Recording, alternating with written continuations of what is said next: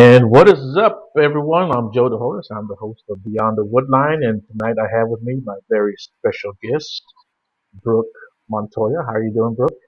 Hey, good. How are you? I'm doing pretty good. Did I pronounce your last name right? Say that again. Did I pronounce your last name right? Oh, Montoya, yeah. Okay, good. Okay, I was like, oh, I like that name. It's a good last name. Okay. Yeah, so we got the chance to talk a little bit off the air and chat a little bit and uh, tell us what got you started into the whole paranormal field. What was like your first experiences and stuff? Yeah, a lot of people will tell stories about like seeing something in their home and I've actually never had that happen. I've always just really liked all of back in the day it was, maybe some ghost hunters and a haunted. We would watch those I'd watch those with my children and so it was kind of like we liked scary movies and haunted houses and just all of that stuff. Um, so as they got a little older, when we would go on vacation, we would take tours, like you could go and investigate a building and kind of do a little scary walkthrough. But I had never investigated a place before until we were on a road trip about 7 years ago, and my son was 18. And we went to Waverly Hills. And at that time, I had no idea how like amazingly famous this place was at all. Never seen it on an investigation show or anything. We just saw like, hey, they're giving tours. It's this big building. It's got a lot of cool history. Let's do it. And when we were on the tour guide said, yeah, we give these tours so that our team can come in and investigate this building. Like they give us access. And I said, oh my gosh, why haven't I thought of this?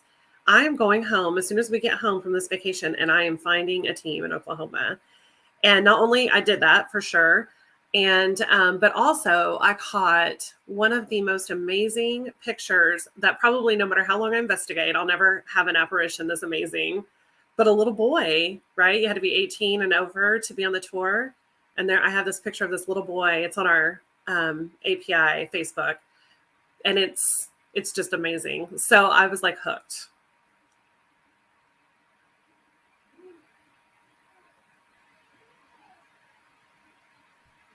Sorry if my mic was muted. But yeah, I mean, I like that story. That's a good story. And Hmm. that's a good catch, too. Yeah. Um, do you know anything about the little boy, or did you do any kind of research on that? I don't. But I have seen on the Waverly Hills post like page since then. Mhm. Somebody else posted a picture. They were kind of standing on the outside of the building, looking up where the beds would get pushed out during the day. If you're familiar with like how they push the beds out on the terrace during tuberculosis days. Okay, yeah. And there was a little boy standing on the balcony. Hmm. And it was on the child's ward that the picture was captured.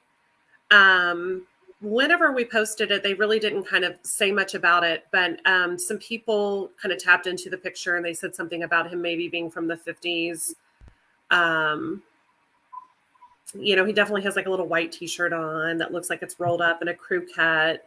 So Oh, that's I don't interesting. know. Yeah. And what's the name of your group again? The name of our group is Afterlife Paranormal Investigations of Oklahoma. Okay, good.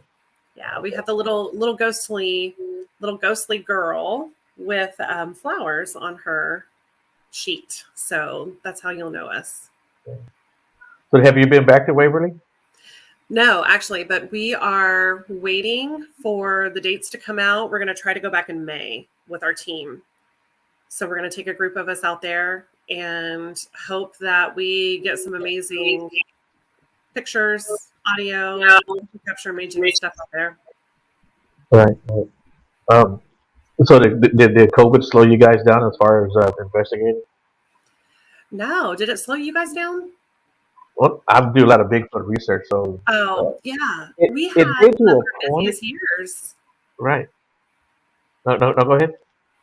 Yeah, we had one of our busiest years. I think we did like 33 investigations during 2020. And we've done a few less this year, but no, I think people being holed up in their houses actually had more calls because they were spending more time at home and having more experiences that were questionable or Hmm. scary. Right. So, yeah, we did a lot. Have you guys done any homes? Yeah, we residents? do a lot of homes. We do homes that people, so they can call us and ask for our help. And we will troubleshoot, try to figure out what it is, or if it's even paranormal. We do businesses as people call. There's businesses are less apt to call to troubleshoot what's happening. But sometimes they will allow you to come in and investigate. And then we also seek out places. We call and ask places that are known to be haunted, or travel to different locations and investigate places that we can pay for to get in. So, Do you have any favorite spots? hmm.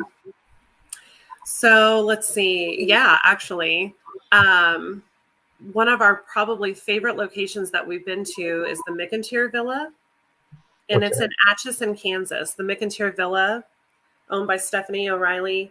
It is this, I can't even tell you how big it is now, but it's huge, gorgeous. And she has really remodeled the inside to where it feels like it was back in that time. And it's beautiful. And she rents it out. And we got some amazing interactions there. But the house just has a really, I don't know, good feel to it, but lots of activity. Have you ever been scared at any location? Uh, I mean, I kind of miss the amount of scared I used to get. Okay. I remember when I first started, I was definitely more scared, especially, being on a new team. You're like, okay, I'm going to be brave. I'm going to be brave.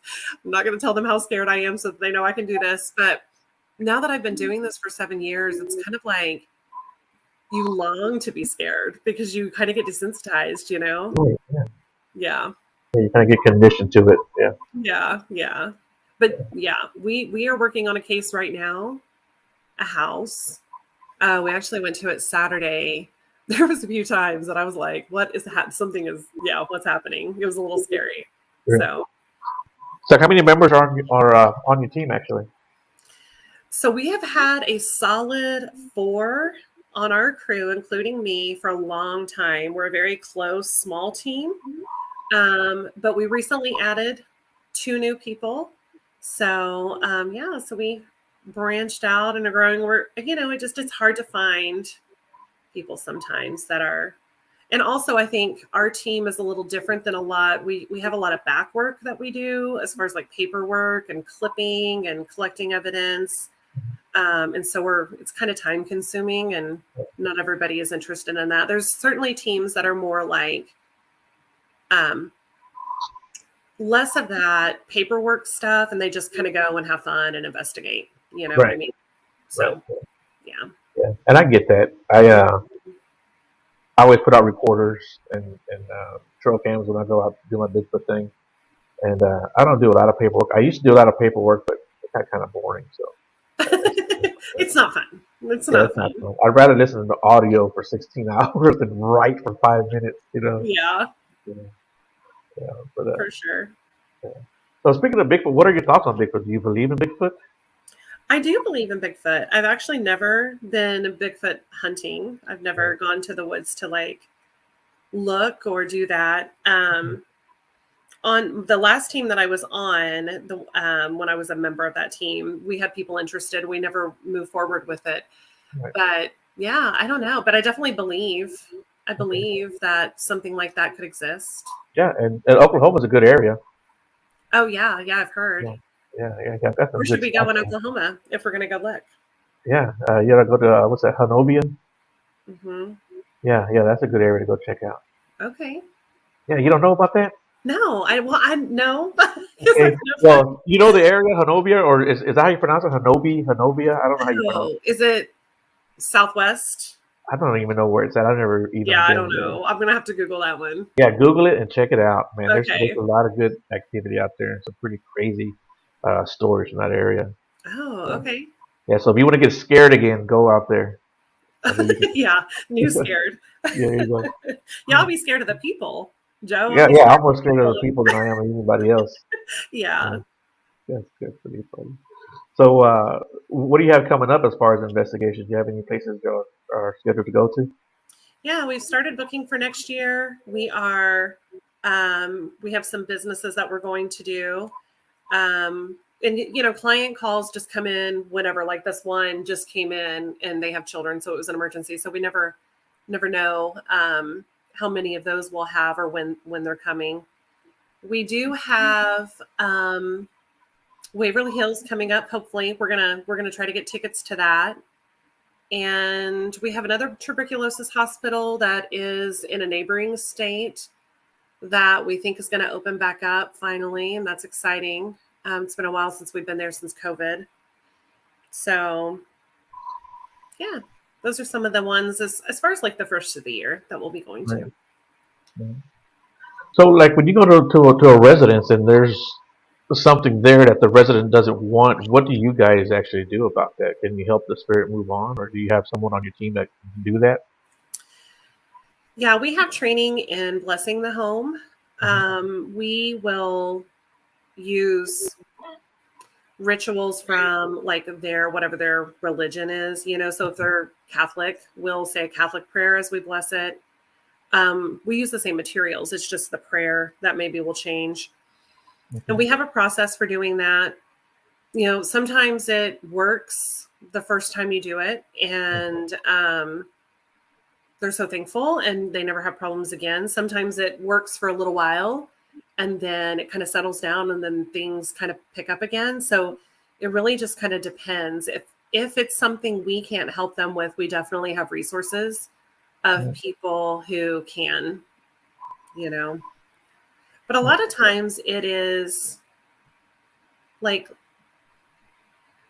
people that had lives that are in spirit now. Whether it be something that's attached to the house or something that's attached to something in the house, or maybe a loved one of theirs, they can do things to try to get people's attention that is really scary. Right.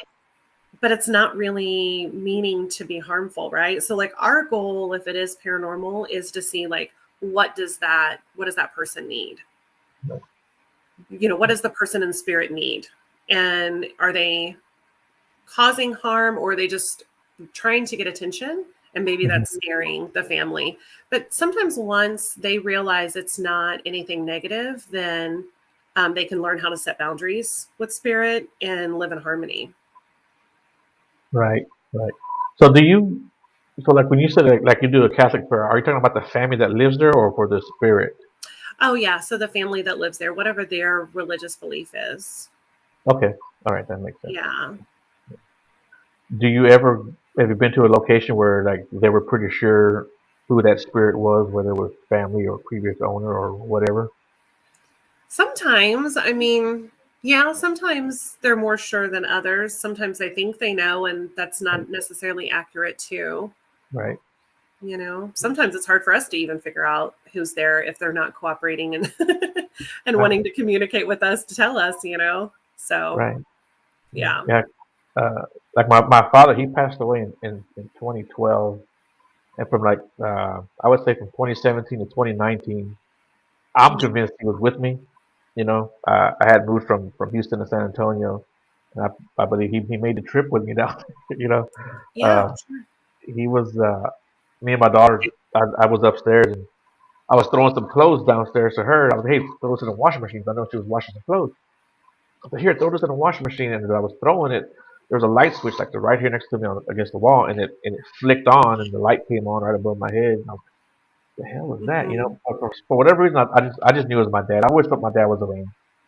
And then fast forward a couple years later, we had a bunch of other strange stuff that kind of happened there that I thought was my dad. A couple years later, when I came back to Houston, I was at my mom's house and I was telling her, yeah, you know, I think dad was around me this whole time. I said, one time the light switch came on in the hallway right next to me. And as soon as I said that, the light switch in the kitchen came on, you know, just flicked on, the light came on. And Yeah, he probably yeah, was like, "Hey, it's me. See, I'm doing it yeah, again." yeah, I'm doing it again. Yeah. Yeah. So I was convinced that it was him. But yeah, he hung out with me for a couple of years and then I guess he moved on. Mhm. I don't feel him like I did, you know, which, uh, I'm okay with, I'd rather him be somewhere else than here checking up on me, you know. Yeah. Yeah. He spent his whole life looking after me. He don't need to spend any more time looking after me. I was kind of going through a rough time, and So I think that's what he was doing, just keeping an eye on me, making sure I stayed out of trouble for the most part. Yeah. Yeah. So it was just a time in your life when he wanted to look out for you extra. Yeah, yeah, give me some extra look at it. And Mm-hmm. I was actually living in a house where we had a lot of activity, and I woke up one day and well one night like I don't know 2:30, 3 o'clock in the morning, and I saw this figure standing next to the bed, and it was a woman. I could just see the outline of her, and I could tell it was a woman. She was like in a long dress, and she moved towards me. When she moved towards me, man, I threw a kick, and but it was more me being scared than anything else, Sure. you know.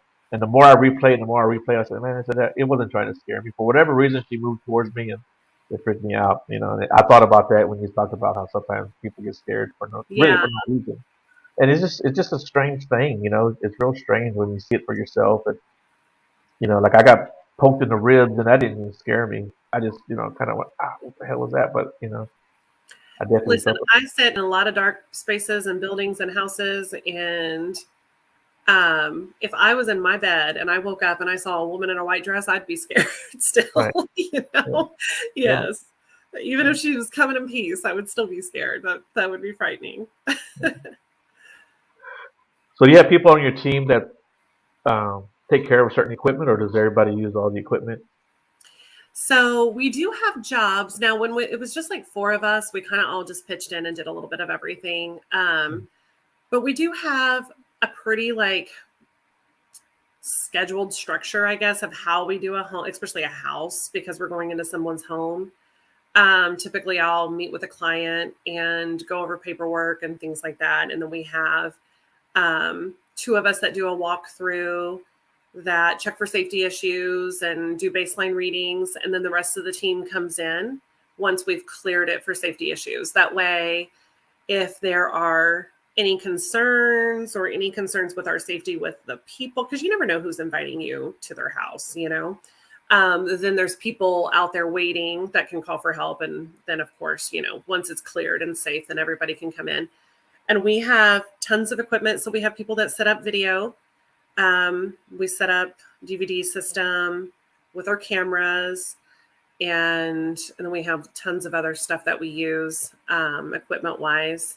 But then we also, really trust our intuition and our feeling that we get in the house too. We try not to just rely on equipment and kind of do the best of both, right? And document all of the things and collaborate it. So, but yeah, different people have different jobs.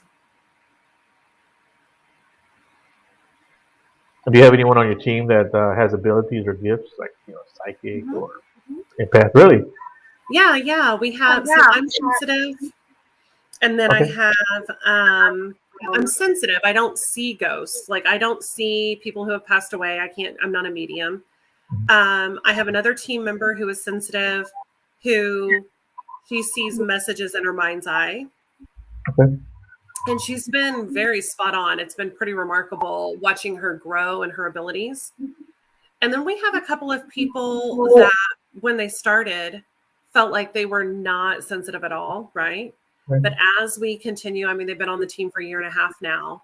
And the more you expose yourself to these kind of settings and working with spirit and working with raising your vibration to receive messages from spirit, it's kind of like practicing baseball, right? It's like doing reps to get your swing better. And so they're starting to notice changes in what they experience going into houses and buildings that they didn't experience at first. So that's pretty interesting to see too. Yeah, yeah, I think that's true. Once you open yourself up, open your mind up to other things, you start to experience more. You start to see more and feel more. Yeah. That's certainly been my experience over the last 2 years. I kind of opened my mind up to other possibilities, and even though I always believed like in UFOs and Bigfoot and the paranormal, I just really wanted to open myself up and learn a lot more. And I started doing a lot more reading, started doing a lot more meditating. Uh, I got involved with other things, like crystals and uh, Yes, good. stuff like that. And sage, and when you open your mind up like that, I think in some ways you invite that kind of stuff to you. and it's Mm-hmm. not necessarily like a negative thing either. Uh, so I continue to do that, and I think I experienced a lot more than I ever had, and especially over the last 2 or 3 months we were talking. Before we came on, I really started to experience some crazy stuff, and you know, Yeah. I'm sorry for everyone listening, but I'm not talking about that. Well, I think that's good at what you said. And I think that's important for people to know is when you do open yourself up, you open yourself up to the good and the bad, right? So Right. making sure that you're protecting yourself. So like protection prayers, but meditation is one of the best ways to raise your vibration. Yeah. Working with crystals helps you raise your vibration. You can use those during meditation too.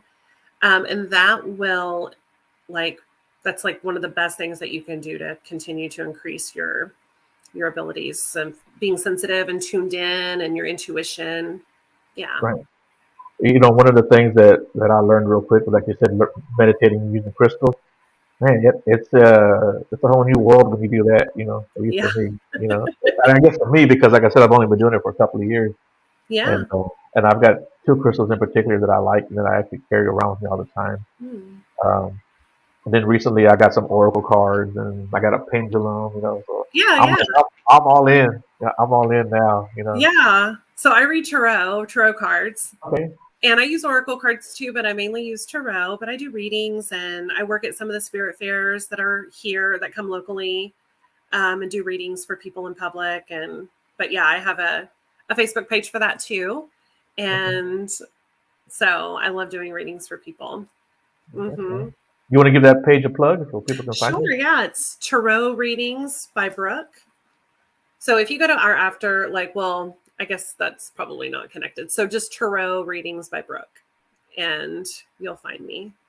So yeah, Yeah, looking for I reading. yeah. One thing that really got me into that was I had a couple of friends who did that really really well, and man, they gave some pretty good readings. And even today, I actually got a reading done, and it was pretty much spot on. It was spot on, and I Yeah. was like, I'm really impressed with some of this stuff. Well, it's funny because like mine are kind of connected to the paranormal too. Like how I got into that. I was in grad school for getting my master's to become a counselor. So I'm a counselor in my day job and a teacher. But I met this friend and this girl in my class, we all had the same classes. So like once you start, you're with these people forever, right? Like until you graduate. And we had become really good friends and I had no idea until one day she opened up to me. She just kind of flippantly said, yeah, like I've been able to see ghosts since I was a little girl. And I was like, what? And I had known her for a long time, right? So I was like, okay, if this girl is telling me that she can see ghosts, like I believe that, even though I've never at that point had an experience, I'm like, I believe her, right? Um, and that was literally right before kind of the precipice of us going on and starting, like joining a team, starting a team, doing paranormal investigations. So at that point, I was still very, very much a skeptic and wasn't quite sure if I believed or not. And it's still, even when I joined a team, I was kind of skeptical. I was like, oh, I want to see it and experience it for myself. But she also read tarot and taught me how to read, and then I've just like practiced my skills along the way. And so she really opened up a lot of like, you know, belief that there's something more to look into with all of that stuff. Yeah. Yeah. I Yeah. just think it's amazing sometimes when we run into people that like set us on a different course in life. You know what I mean? Right. Yeah. Exactly. And that's part of the reason why I started doing this. And I make so many friends. Before, like, as far as all this crazy genre stuff goes, all my friends were like Bigfoot people. Yeah. And and that was it. And then I started doing the show. I started getting more and more into the paranormal, more and more into the UFO stuff. And now I've got so many good friends in all the fields. I got one friend in particular in the UFO field. Man, they're helping me out so much. It's crazy. That's Uh, nice. yeah. So like, in the Bigfoot field, I got so many good friends. I mean, they'll be my lifelong friends forever. So I love that's this platform has really given me an opportunity to meet a lot of good people. Yeah. Um, so talk about the UFO stuff. Do you believe in UFOs? Do you believe in aliens that come here and visit this crazy little planet? I do. I mean, I think there are so many stories out, stories from like even the 60s, Right. before people knew, like before internet was a thing and people could share as much, where you have all these reports coming in from one area of, one night in this like spread out area. Right. I just think there's just too many stories and things like that to deny it, I just. Yeah. And And, especially for that time, yeah. and have you ever read anything by Richard Martini or Journey of the Souls? No. Okay, so Richard Martini did not write Journey of the Souls. I think that's Newton. Richard Martini worked with Newton. He is just a director, like in Hollywood. But he had an experience with somebody who passed away, and he wanted to know more about this experience, right? And what Newton does is past life regression. And so they got together, they did all of this research on past life regression. And during these thousands and thousands of like videotaped interviews of people, there were people who, like on different parts of the country even, that would report in past lives being on a planet called the same thing. Like it was like C54 or something, right? Right. So like in a past life, they weren't even existing on Earth. Right. So like even the research, like there's so much evidence out there that it's hard to deny that could possibly exist, Right. Yeah, and I've heard people who have past lives, and it's not always here on Earth. It's in other star Yeah. systems, Yeah. And I find that so fascinating. I've never had it done, but I definitely want to get that done. I'd love to find out if all this ties into something, that that I'm involved with, and so much of this stuff that has now pulled me towards it. I always wonder because I've always had an interest in this stuff since I was a little kid. Always, I've always wondered if that tied into something, if I'm Yeah. not an alien life form myself, you know. In a past life, yeah. Yeah, in a past life, So Sure. yeah, it just makes me wonder. And I've done, I won't say research, but I've listened to a lot of different YouTube stuff on like the different, uh, I don't even know what to call them, but types.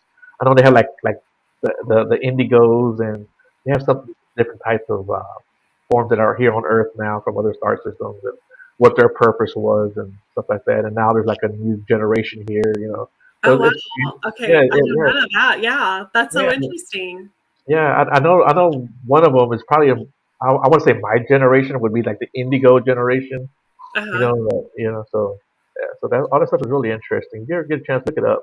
Yeah. Yeah. And definitely check out The Flip Side by Richard Martini. Like it's on Audible, but he talks about all that research and some of the stuff that they got back. It's really fascinating about the afterlife, but also about, you know, potential other planets and things like that we've inhabited in the past, or the theory that maybe there's been more than one Big Bang, that maybe the Earth has like started over 3 or 4 times in our. So it's pretty interesting.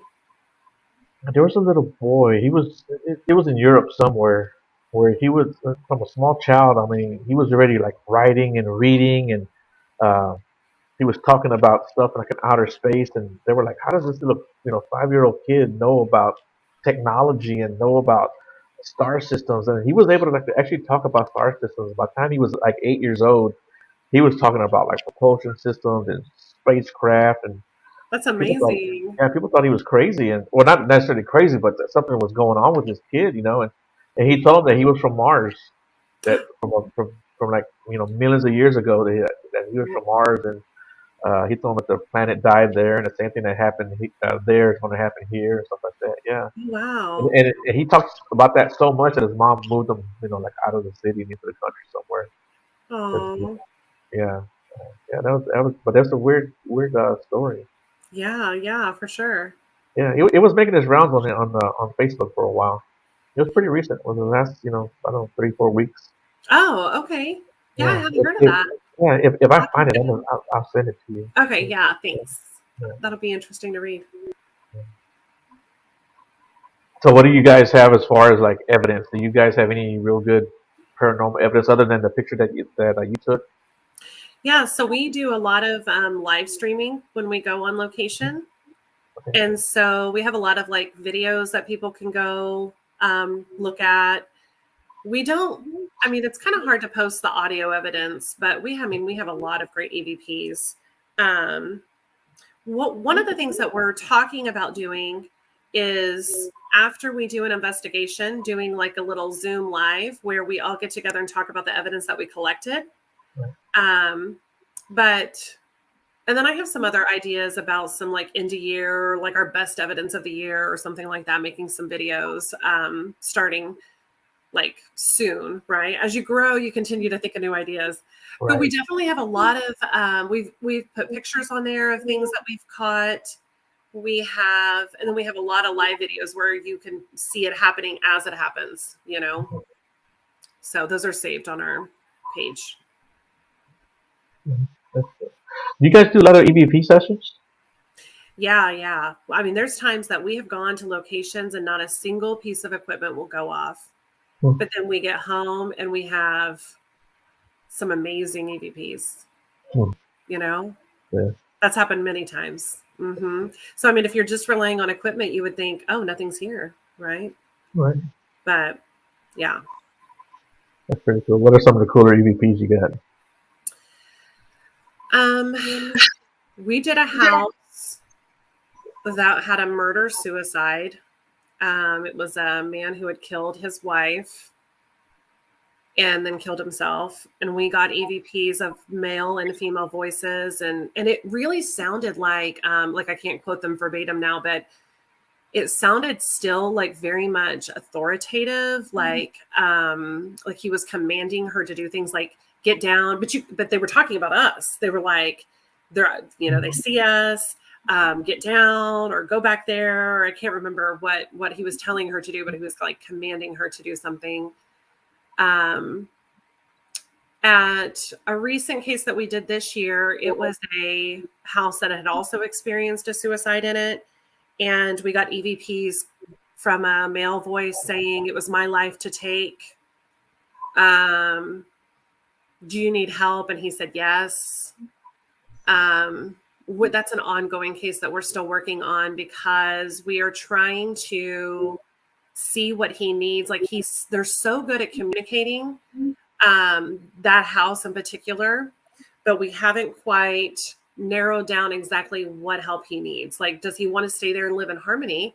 Does he want us to find somebody to help him move on, you know? So that's been an interesting one. I feel like I'm missing so many more. But yeah, I mean, sometimes you get them and you're like, oh, that's saying something, but you can't quite make it out, right? And then sometimes they're like, oh my gosh, that's clear as day. What they're saying. So it's pretty remarkable. So why do you think a spirit can't move on? Not that it doesn't, but it can't. It can't. I think that I guess in my opinion, I feel like sometimes there may be things that are maybe negative keeping it here. I also have some theories that maybe they're confused. I think sometimes spirits know they're dead and they choose to stay. And I think sometimes they may be confused and don't realize they're dead. We've never had a case, but I've heard stories of children's spirits like feeling like they were lost, like they were looking for their loved one and they couldn't find them. So they didn't know how to go on. I've read a lot of books over the last couple of years that have kind of challenged my thoughts on ghosts and what I believe. And it's interesting because, you can read something by like Amy Adams that does Kindred Spirits. She's got a book out. Yeah. And then the book by the Ghost Whisperer, the lady that's been crossing spirits over for a long, long time, right? The movie or the show was made about her. And they even have different theories. So I really, really like collecting people's thoughts and then kind of like, what have I experienced? And then what do I believe, right? But it's kind of like people that are experienced and also thinking about these things help me kind of shape what I think, Right. Yeah. I like that answer. That's a good answer. So what about like your friends and family, people like in your circle? What do they think about what you do? Oh, well, I don't know. I've been doing it for so long now. I think everybody's just like, it's just who I am. You know what I mean? Yeah, Like, well, it's just this part of my life. My students, of course, like if they've never had me, they think it's super cool. You know, I teach at a university, so they're like, "Oh my gosh, what?" Of course, they would rather talk about that than whatever we're talking about that day. of course. Um, and then, not everybody thinks it's super cool. So, I have a lot of friends. I live in Oklahoma, Mhm. Bible Belt, America. And, I have a lot of friends on Facebook and stuff that I don't know. I mean, they probably don't say anything to me, but I'm sure they feel a certain way about it. I think there's a lot of misconceptions about what we do, or even reading tarot cards and helping people. To me, it's an extension of how I help people in real life in my jobs, right? Like I teach and Yeah. help people. I'm a counselor and I help people. Reading tarot cards is really just like messages from God and helping people continue to work on what they need to work on within themselves, just like counseling, right? And then with the paranormal stuff, I'm just helping people in a new way. Like I'm a counselor for the spirits, right? What do you need? How can we help you? And then how do we help this living client that is living in coexistence with you? Mhm. And so to me, they're all just helping professions in different ways. So Yeah. I like to see you do a past life regression. I want to figure out where you come from. yeah, Yeah. actually I am trained in hypnotherapy in my counseling practice. Right. And part of hypnotherapy, we can do past life regression. So yeah. You need to get that done. That'd be interesting to hear what you I have know. to say. I've never had it done on myself, but I definitely, yeah, am trained in Yeah, hypnotherapy. that's pretty good. Yeah, and I was thinking too that your education and in your background and your field certainly can help you out in the paranormal. I think. Yeah, for sure. And you know what? And vice versa. I think there's people Oh in yeah. Oklahoma that yearn for someone to hear them and see them. That maybe isn't, like even though I identify as Christian, I and believe in God, and everything that I do comes from like protection of God and calling on my angels.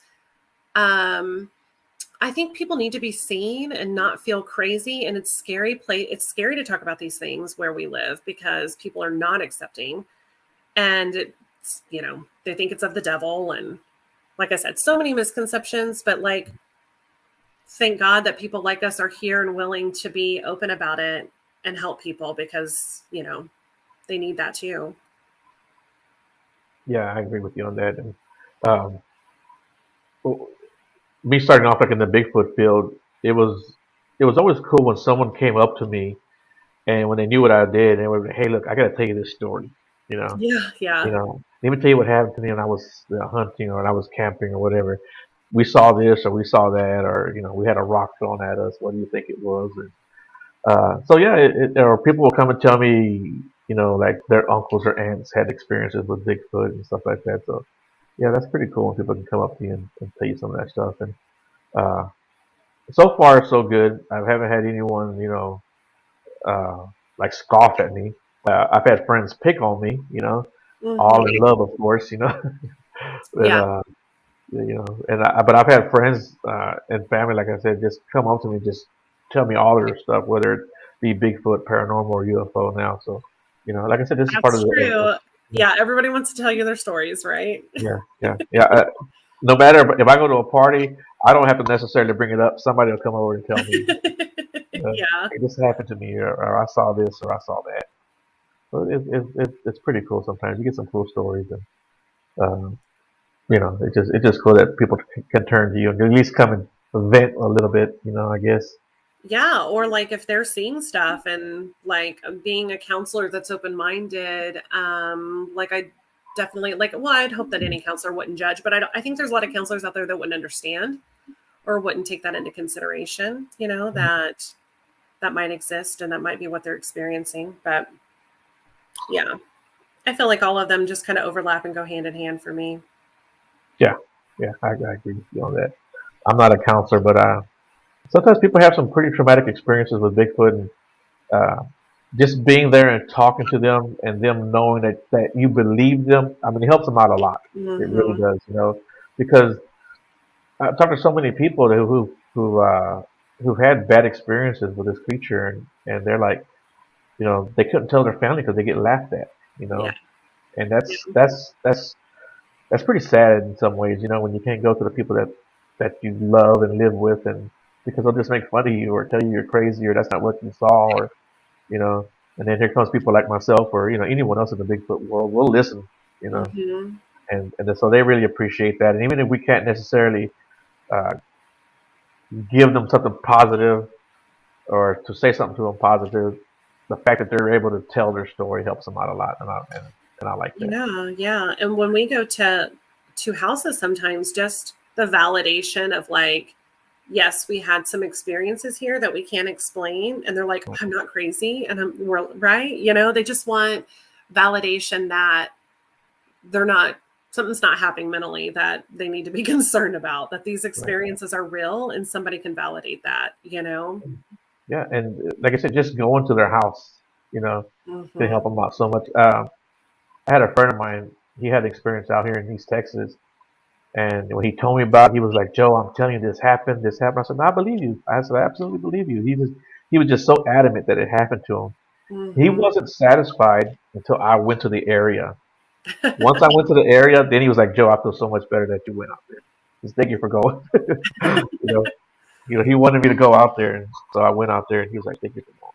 So he really appreciated that. So that's part of why I do what I do. I love talking to witnesses and hearing their stories and having them be able to get it off their chest. Yeah. Yeah. So how long exactly have you been doing this? I think it's been about 7 years now that I've been on a team. I've had my own team. We just celebrated our second birthday, so I've had my own team for 2 years now. And man, the core of the team, like I said, the four of us that have been together, we've been together for a year and a half. So I'm pretty so thankful because there's a lot of teams that have a lot of turnover, um, or a lot of issues. I don't know how these people found me. I'm so thankful that they did. And we have become really good friends, but also they are the most committed, dedicated, um, super easy to people to be around. And I just am so thankful. Right. Yeah. Yeah. I think it's important when you're around people that you can get along with and have fun with. Yeah. You don't be hanging out with them all night. May as well have fun with them, right? For sure. Traveling, all of those Yeah. things that we do. That's But good. but Yeah. also people that just show up for you. You know what I Yeah. mean? Like they're Yeah. Yeah. committed to the team just as much as you are. Right. Right. And that really means something and I really appreciate them. Yeah. Yeah. Like I don't necessarily have a team, but I've got a group of guys that we go out with, and it's nice having them being able to say, "Yeah, I'll be out there with you. I'll come out there with you." And yeah, so that's always nice. Yeah. Yeah. Yeah. We had uh, one of my good friends, Walter. I talk about him all the time on the show. People are probably sick of hearing about him, but he had his encounter last November in 2020, Mm. and I mean, he dove right into it with me.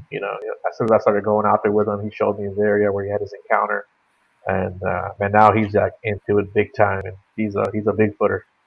He's Yeah. and it's funny in the Bigfoot world, witnesses will either dive right into it or will never get into it, and they're like, Oh, okay. you know, that's one thing about the Bigfoot world. It's like there's hardly any right down the middle. It's either you're all in or you're completely out. Yeah. Yeah. Yeah, it's kind of a weird thing. Well, But we're I'm not not. too far from you either. So Oh, we're up here in Oklahoma City. So okay. your fans and stuff, if you're ever in Oklahoma, one of the things that we have started doing through our page Haunted Events is doing event investigations. We have access to a building here that's a part of like Oklahoma history, the film industry, downtown in Oklahoma City. And they allow us to do live events where we investigate the building. And so we hope to have a couple of those next year that people can have access to. So you buy tickets and then we split you up into small groups and you get access to investigate different spaces in the building. Oh, Um, okay. we provide equipment or you can bring your own equipment. And then we also plan on adding a few locations over the next few months too. We're in talks with some other locations. So if you're looking for places to investigate in Oklahoma, we have some. And then we also know other people that do different buildings and stuff too in the same way. So we definitely have. Unfortunately, you have to pay for it, right? Because we only get access because they have an incentive to, Right. right? They're spending their time too. But because Oklahoma doesn't have a whole lot to like rent out. Like I was talking about Mcintyre Villa, where you can rent it out for the night and our team can investigate it overnight. We just really don't have a lot of stuff like that here. So it's kind of nice when businesses will do that with teams. So hit us up and let us know if you're interested. We'll keep you guys updated on dates. Yeah, I know we talked before we came on about bucket list. Was there any place that you might want to go? Um, I know there's so many famous places that everybody goes to, but is there any place in particular you can think of? Like, you know what, I'd love to go here. we went to Sally House last year. That was definitely a bucket list. Are you familiar with Sally House? No, I didn't even heard of it actually. Oh, okay. Well, it's in Atchison, Kansas too, and it was on Paranormal TV back in the early 90s before Paranormal TV was a thing, right? Like people were investigating or like interviewing these people because of what was happening in their home. And we actually met the guy that lived there. He still lives in the area. He met with our team and talked with us. That was really cool. That was one because it's so infamous. The Valissa Adams Murder House. I want to go to that. It's in Iowa. And Waverly again. I'm dying to go out to Waverly again. So, yeah. Other than that, I like, Joe, the houses that have known activity but are more obscure. Yeah. Maybe they're not as well known to the public. Right. Yeah, and I totally get that. Yeah. Yeah. We recently took a trip to Salem, Massachusetts, and we stayed in Lizzie Borden's house. That was pretty cool. We had some activity in Lizzie Borden's. And do you know who Lizzie Borden is? Yeah. Okay. And we also stayed in Captain Grant's Inn. That was in Connecticut. And then we did the Conjuring House. A teammate and I, so it was just two of us. We stayed at the Conjuring House for 2 nights in a row. And that was definitely a bucket list. Like the fact that was even available. So we did 2 nights by ourselves. That was pretty fun. Really? That's pretty cool. Yeah. We have tons of live video too. We videoed all night, like different sessions throughout the nights for 2 days. So you guys can go back and to our page and watch that video too. Did you guys sleep okay? Yeah. Okay. Definitely, it was a little uneasy sleeping. Yeah, that's good. Nothing too bad happened, I guess. No. Well, I mean, we had some interesting things that happened even while we were sleeping, but it was fine. We survived. That's good. So I want to tell you something before we're finished because of your love for Bigfoot. And you talked about your dad. So I felt like I need to share this with you. So I sometimes get angel readings from somebody who is a medium, right? Like I'm not a medium. I just have other abilities with my intuition. But I have gotten readings from a medium who does it in kind of big gallery readings. So she really doesn't know necessarily who she's giving readings to. Does that make sense? Have you seen those gallery readings? Yeah. Okay. So shortly after my dad passed away, I have 3 boys. I took them to get a reading in one of these gallery places where there's tons of people. And my dad came through and he was giving each of us like, a little message. And then he comes back and he said he wants to tell the oldest, my oldest son, he wants to tell the oldest that Bigfoot is real. So I was like, Bryce, did you ask that? He's like, no. And I said, did you and Papa watch stuff about Bigfoot? He was like, well, no, not really. I mean, we watch stuff about, those kind of things, but it's not like we always watch Bigfoot stuff. And so I don't know. To me, I feel like he was like, hey, I just want to give you this bit of information about something that's controversial, right? I love it. no, my dad in heaven says Bigfoot is real. So there's your proof. There you go. That's all I need to do. I can retire now. This is my last episode, guys. See you later. I know that's not concrete evidence, but it's pretty good. It's enough for me. It's enough for me. I love that. Yeah, that's pretty good. That's pretty good. I'm gonna be sure to post this show and over again. And so everybody, there's a Bigfoot exclusive, or well, not an exclusive, but what would you call it? Mike Pruitt in heaven says Bigfoot is real. There you go. Yeah. There you go. That's good. So, what advice would you have for someone who's trying to get into the paranormal field, or for like a beginner? What would you have to tell them? I would tell them to do a little bit of, I think these Facebook groups that are general paranormal groups are really a good place to kind of like find a good team. Right. But find a team that you're going to learn with. I mean, I feel like I hit the jackpot with my first team. I lived in Oklahoma City. They lived in Tulsa, which if you're not familiar with that, it's like 2 hours away. That's how I was just like, it was hard to find a team that had openings. So I was like, yes, they're accepting me. Mm-hmm. And I knew nothing about them. So I just really lucked out. But this man, Jim Pace, had been doing this for a long time. And not only was he just so experienced, he was so professional. And he really trained me well. Like he trained me. So get with a team that knows what they're doing. I mean, as much as you can know, right? Like in a field, that's not really a field. As much as you can know.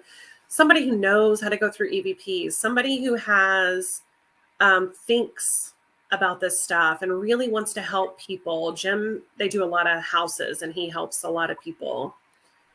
I feel like working with him is what allowed me to have the ability to like give my team a really good process. So find a good team.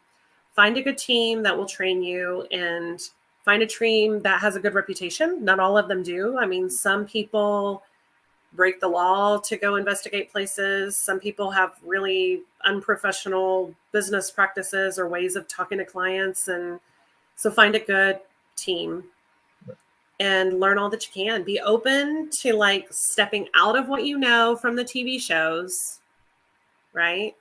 And learn from each other, learn from experiences, learn from other teams, be para-united. I know that's like some teams are and some teams struggle with that. Yeah. Right? But like you're talking about, Joe, all these people that you connected with, like connect with people, friend people, get to know them, have a support system, because there's power in information and we all have it to contribute. So don't get out there and be territorial and stuff. Right. Yeah, that'd be my starting advice. Yeah, what I always tell people is stay away from the people trying to wear the tiara all the time. There are some people stay away from the people that what? That try to wear the tiara. Yeah, stay away from those people. But, for sure. Yeah. Yeah. So last question for you: what is it that you're hoping to get out of this field? Oh well. At first I wanted to prove whether or not this is. So first it was for me. Like, I want to know if this is true or not. I want experiences that can confirm what I believe or what I don't believe. Like, I don't know what I believe. I've had enough experiences that I don't disbelieve anymore. And it has truly shaped my thoughts on the afterlife. And I don't fear death like I used to. I think like some people can when they don't know, like things, but I don't know. I just have this different idea about life after death now. What I hope to continue to do is just to help people. I don't really, initially our page, I wanted people to see evidence. I wanted people to see like what we got. I really don't care about changing people's opinions anymore. People who want to believe will believe. People who don't, they're going to be hard to convince. And I don't care about that, spending my energy doing that anymore. I just want to have new experiences for myself and for my team and help people along the way. Yeah, I like that. I agree with you on that too. I'd like to help people and just, give good information out there and, just do the best I can do. Yeah. Well, cool. Do you have anything else you want to say to the people before we say goodnight? Any words of wisdom? Whoa, my gosh, no, I don't No. have any words of wisdom. I don't. But I would just say be kind, be kind to people, make friends. And I think the paranormal field has a terrible reputation, and we need to change that. We need to be more respectful to property. We need to be more respectful to each other. And so just be kind out there. And, that way we can continue to get into places. People will be open to working with us. So, yeah, be kind to each other and be kind to the world. Yeah, I think that's good advice because what one person does wrong reflects on the whole field. Yes. It's definitely a black eye sometimes. But well, cool, man. I really appreciate you coming on. It was fun talking to you, and you know, uh, Yeah. Thanks for having me. yeah. Maybe next time we get some of your team members on. Yeah. Sounds good. We'd love to. Yeah, cool. Yeah. We'll Thanks definitely go for. through our evidence so we can. Oh, shh.